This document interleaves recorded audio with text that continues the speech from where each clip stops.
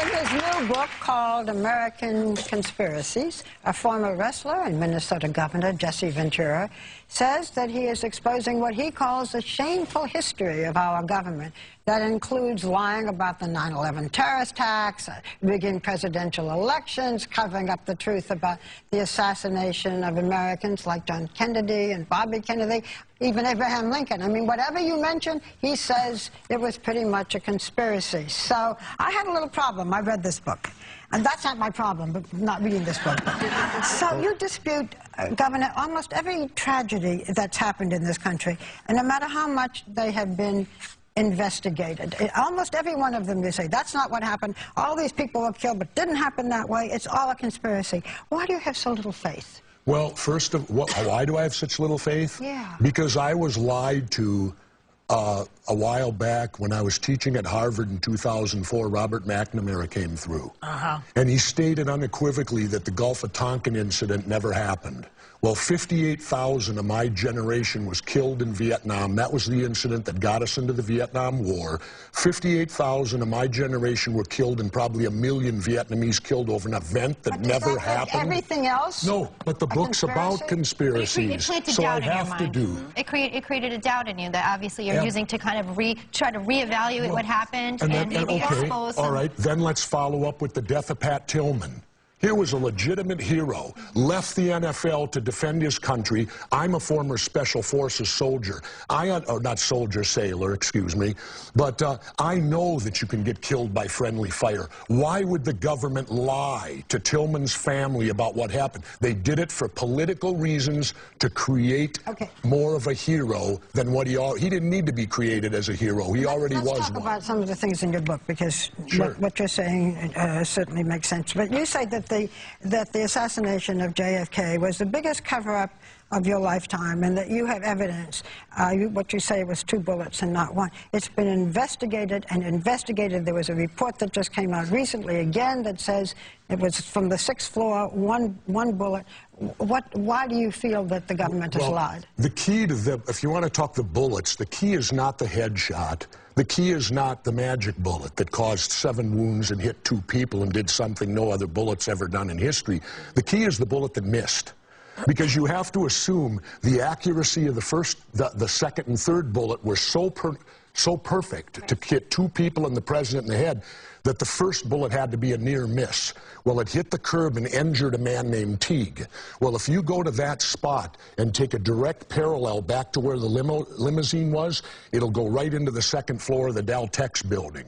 If you take it and go to the 6th floor of the depository building, the shot missed 22 feet high and 33 feet wide. So you think there were 2 with the first bullet, who the heck is going to miss like that? So, Jesse, why, with the conspiracy theories, why would the government lie? What would it gain for them to hide this information? Well, on all of it, when it deals with war, there are profiteers at war. There are people that make big money at war. There are corporations that want to go to war. Why would they lie about the assassination of JFK? Why would they lie about it? Yeah, why would the government lie? Well, I believe it's because John F. Kennedy he had already refused to go into Cuba. He was going to pull us out of Vietnam and not even get in there.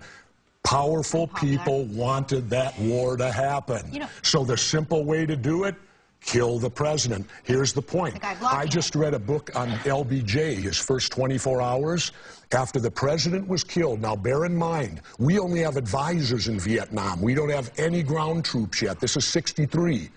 His first meeting as the new president of the United States was over Vietnam.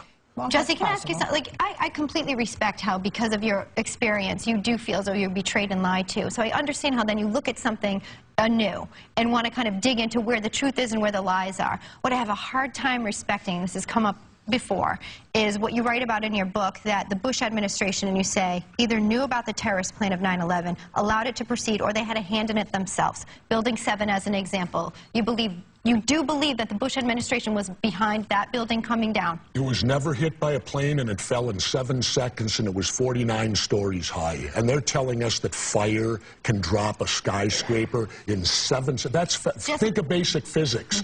That's as fast as the speed of gravity. No resistance. Where's the resistance? Why did it have to be the Bush administration? Jesse, Because that's when it happened. but Jesse, can I say this? In terms of Why did it have to? Let me ask you. why did I could just say one thing? We want to talk about physics too, and I understand, you know, we hear about steel burning and what degree it can burn at. There have been, I mean, engineer after engineer from the Institute of Studying Steel who have said at 1,100 degrees, okay, and fuel burns between 800 and 1,500. So smack dab in the middle of there, at 1,100 degrees, it's weakened by half. All right. If steel can bend, concrete around it will crack, will fall at great speed. All right. Why Now, were I mean, things these are throwing? specialists. Why were massive girders throwing 500 feet away and embedded in other buildings? Well, it can melt. The jet fuel was gone on impact. Have you ever seen a drop of fuel there after a plane hits? Boom, you saw the big explosion.